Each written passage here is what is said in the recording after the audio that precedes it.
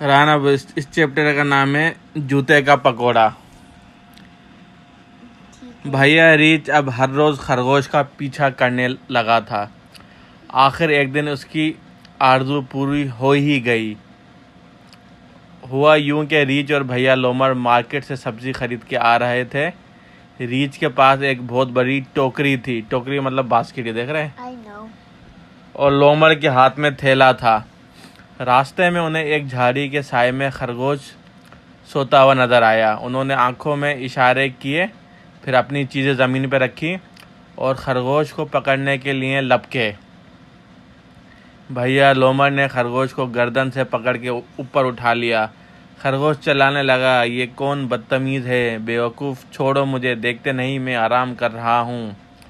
लोमड़ हंस के बोला, अब हमारे पेट में आराम करना, हम बहुत दिनों से तुम्हें खाने के आरज़ूमंद थे। रन आरज़ूमंद मतलब, या आरज़ू मतलब कि ख्वाहिशमंद, के हम चाहते थे, ठीक है। Like Arzu Fatima. तो आरज़ू का मतलब होता है कि चाहना, कि हम चाहते थे कि तुझे खा जाए। लोमड़ ने खरगोश को अपने ओवरकोट की जेब में डाल लिया और बटन करके बोला, अब तुम यहाँ आराम करो। खरगोश जेब में उछल कूद करने लगा। वो घटी घटी आवाज़ में चिल्लाया। घटी घटी मतलब कि जैसे आप किसी चीज़ में बंद हो तो आपकी आवाज़ हल्की हल्की आती है ना, घटी घटी डाउन, कि वही जैसे कुएं में गिर गए हो, मुझे निकालो, बिल्कुल हल्की हल्की आवाज़ आ रही, तो घटी घटी आवाज़ में चीखा, मुझे फ़ौरन बाहर निकालो, तुम्हारी कोट की जेब में जुएं हैं। रन, जुएं समझता है? नहीं। हाँ, जुएं मतलब वो नहीं, जो बालों में लाइस होती हैं, अब hair pieces. जो हेयर के अंदर एक छोटा सा वो होता है, इंसेक्ट होता है, लाइस होते हैं, जूं बोलते हैं उसे। नहीं समझता? वो खून पीती हैं। वो खून जूं नहीं समझता? नहीं। बालों में होते हैं, छोटे छोटे कीड़े होते हैं, इंसेक्ट होते हैं। Yeah. तो वो तो उसको जूं एक को बोलते हैं, और ज़्यादा हो तो उसको जुएं बोलते हैं, ठीक है। What do they do? वो आपके वो ब्लड पीती हैं। अगर आपके बालों में गंदगी हो ना, तो जुएं पैदा हो जाती हैं। जानवरों में भी होती हैं जुएं, तो ये मैं दिखाऊंगा बाद में, ठीक है। No. छोटी सी I होती हैं, already बिल्कुल। know of them. हाँ, Like there are these insects that are as tall as your hair pieces. वो बिल्कुल छोटी सी होती हैं रैन, और फिर वो बड़ी थोड़ा हो जाती हैं खून पी पी के, ठीक है। चल आगे But चलते then हैं। you'll die. नहीं, वो तो खुजली होती है आपको, फिर आप वो गंजे हो जाओ तो चली जाती हैं, या आप निकाल के मार दो।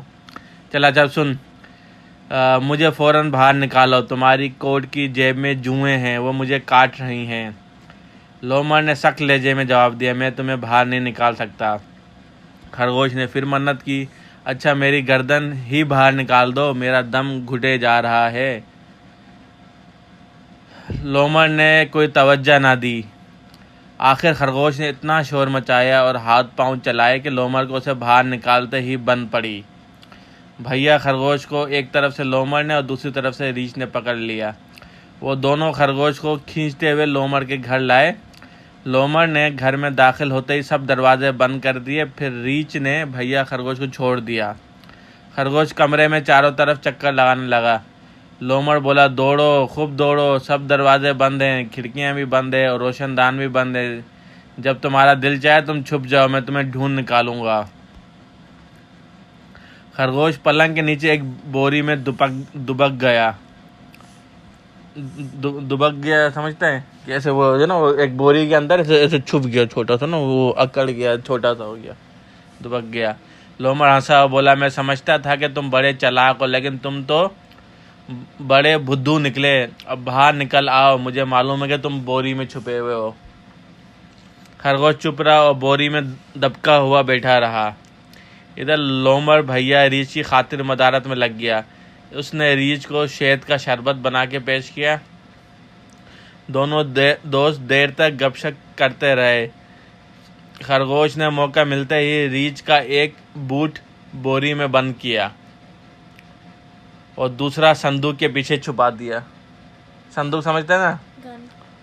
नहीं, वो तो बंदूक होती है। संदूक मतलब के बैग, जो स्टील की जो पेटी होती है ना, उसको संदूक बोलते हैं। नहीं पता है वो। जैसे वो नहीं, अपना ऑटोमन जो है, वो बंद हो जाए ना, संदूक है, ठीक है, ब्रीफ केस, समझ लो बड़ा सा एक केस होता है ना, उसके अंदर जो सामान रखते हैं उसको संदूक बोलते हैं, ठीक है। और खुद भैया रीछ की सब्जी की टोकरी में गोभियों के नीचे छुप गया, समझा। उसने एक उसका जूता जो रीछ का था वो अब बोरी में छुपा दिया, तो वो लगेगा जैसे ये खरगोश है वो जूता। एक उसने संदूक के पीछे छुपा दिया, ठीक है, ये क्यों? उसके दोनों जूते छुपा दिए, ठीक है। बोरी में सोच छुपा देगा, वो समझेंगे कि बोरी में तो खरगोश है, उनको तो ये पता था ना, वो तो खाना वाना खा रहे थे अभी, ठीक है। संदूक के छुपा, वो खुद जो है ना वो उसकी टोकरी में थी, गोभियाँ पड़ी हुई थी, ठीक है, ये लेटेस और ये जो भी होता But है। how did they know that? वो तो अभी खरगोश छुप रहा है ना, अभी आगे सुन फिर क्या होता है ये मुझे भी नहीं पता। और खुद भैया रीछ की सब्जी की टोकरी में गोभियों के पीछे छुप गया। रीछ जब घर जाने लगा तो उसने अपने जूते तलाश किए, लेकिन वो उसे नहीं मिले। वो हैरानी से बोला, तो मेरे जूते कहाँ गए? भैया लोमड़ ने केका मार के कहा, तुमने तो शुरू से ही भुलक्कड़ हो, सब्जी वाली दुकान पे भूल आए होगे, समझा। भुलक्कड़ मतलब कि जो बात बार बार भूल जाता है। उसने कहा भाई कि लोमड़ ने कहा भाई तुम तो भुलक्कड़ हो, हर बात भूल जाते हो, तुम जो सब्जी जिधर से खरीदी थी उधर ही तुम भूल के आ गए होगे। रीछ का हाफजा बहुत ही कमज़ोर था। हाफजा मतलब याददाश्त, मेमोरी। इसको यकीन आ गया कि ज़रूर ऐसा ही हुआ होगा। चनाचा वो टोकरी उठा के अपने घर चल दिया। तो उसने क्या किया, उसने कहा कि हाँ ज़रूर यही होगा। रीछ ने अपनी सब्जी टोकरी उठाई और घर चला गया, घर की तरफ निकल गया, ठीक है।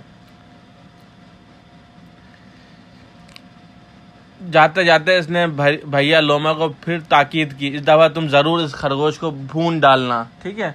उसको उनको लगा कि खरगोश अभी तक बोरी में ही छुपा हुआ होगा, तो उसको बोला ज़रूर उसको मारना। लोमड़ ने हंस के कहा, तुम बिल्कुल फिक्र ना करो, इस दफ़ा खरगोश बच नहीं सकता। लोमड़ ने तेल की कढ़ाई आग पे लगाई, ठीक है, आग पे रखी। तेल की कढ़ाई मतलब जो देगची होती है ना, उसमें उसने तेल डाला, ऑयल डाला और को आग पे रखा और रीछ को अलविदा कहा और दरवाज़ा बंद कर दिया। अलविदा मतलब कि अल्लाह हाफिज़ का, खुदा हाफिज़ का या बाय बाय का। रास्ते में रीछ अपने ख्यालों में मगन चला जा रहा था कि अचानक टोकरी में से एक मिनमिनाती हुई आवाज़ आई, ए मिस्टर, तुम ज़रा आस्ते नहीं चल सकते, मेरी हड्डी पसली एक हो रही है।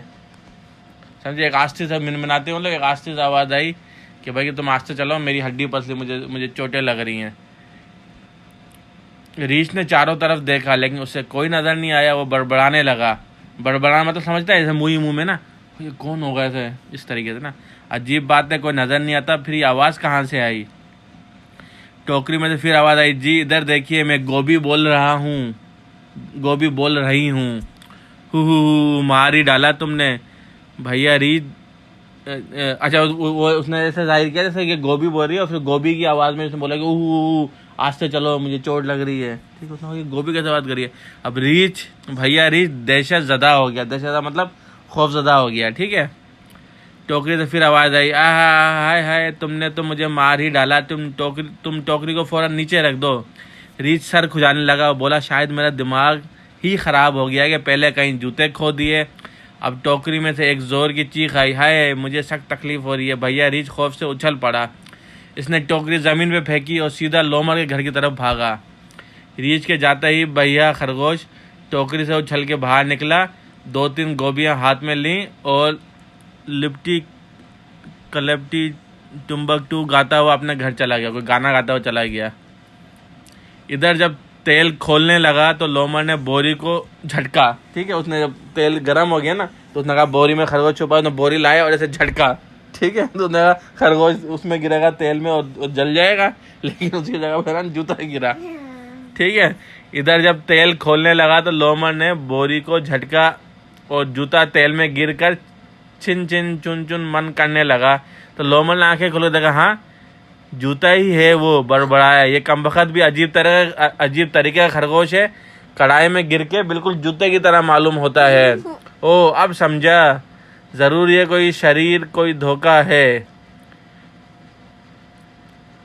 फिर उधर चलाया, मियाँ खरगोश, अब तुम जूता बनो या टोपी, मैं तुम्हें खाए बगैर ना छोड़ूंगा। उसको लगा कि खरगोश ने वो चालाकी करके जूता जैसा दिख रहा है। इतने में दरवाज़ा ज़ोर से खुला और रीछ हाँफता काँपता कमरे में दाखिल आया।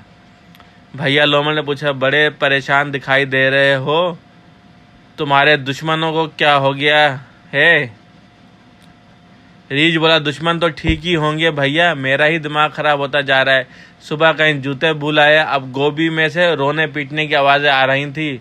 लोमड़ ने कहा मेरी नज़र भी ख़राब हो गई है, मुझे खरगोश। लोमड़ ने कहा मेरी भी नज़र ख़राब हो गई है, मुझे खरगोश जूते की तरह दिखाई दे रहा है। भैया रीछ ने हैरानी से लोमड़ को घूर के कहा क्या मतलब है तुम्हारा। लोमड़ ने तले हुए जूते को प्लेट में सजाया, उसने जो ना जूता पूरा पका दिया, तल गया अच्छी तरीके से, और उसने प्लेट में सजाया और रीछ के सामने रख दिया। रीछ हैरानी से बोला ये क्या है जी, ये तला हुआ खरगोश है। लोमड़ ने जवाब दिया। रीछ चलाया तुम्हारा सर है ये, कमबख्त देखते नहीं, ये तो मेरा जूता है। इसके साथ ही रीछ ने जूता उठाया और लोमड़ के धड़ाधड़ 2-3 जूते झड़ दिए। लोमड़ को गुस्सा आया, इसने कढ़ाई का खोलता हुआ तेल भैया रीछ पे उलट दिया। बेचारे रीछ की खाल जगह जगह से जल गई। फिर तो दोनों एक दूसरे से लपट गए। कहानी ख़त्म। और अगली कहानी का नाम है क्या तुम्हें किसी ने गोली मार दी है, ये बाद में दूसरे ऑडियो में।